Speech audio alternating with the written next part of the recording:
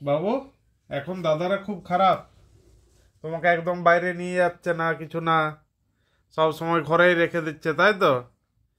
খুব রাগ হচ্ছে, কিচ্ছু করার নেই। তাতে তোর রাগ হোক আর যাই হোক, তোর ভালোর জন্য এইটুকু ডিসিশন আমাদেরকে নিতেই হয়েছে। দেখেছিস তো, হায়তুল্লাহ হবে না, মস্তান দেখলি তো?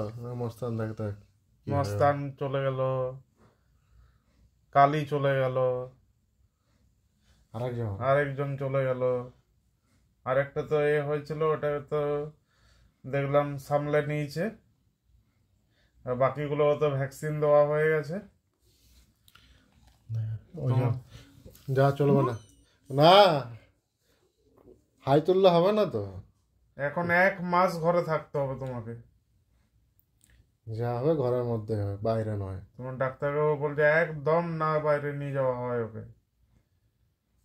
তাতে তোর যতই খারাপ লাগুক, আমরা ভালো নয় তো, আমরা ভালো নয়, কোনো কিছু এসে যায় না। দেখ, মুখের মধ্যে হাতে দেয় হায়তুল বাবা।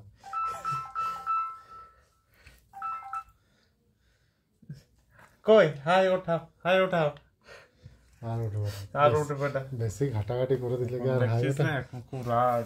এখন রাগ না, অভিমান হয়ে গেছে ওর। কিন্তু তোরা খুব খারাপ।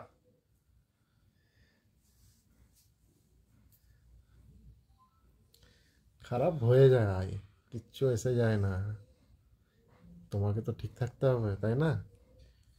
সবাইকেই বলছি, আপনাদের বাচ্চাগুলোকে সাবধানে রাখবেন এখন।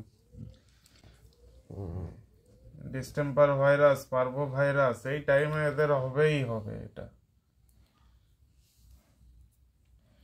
তুমি ঘুমিয়ে দাও, হ্যাঁ তুমি ওইভাবে তুমি ঘুমিয়ে দাও। মন খারাপ করো, যাই করো, ঘুমিয়ে দাও, ছাড়ো। দেখতে দেখতে 1 মাস কেটে যাবে।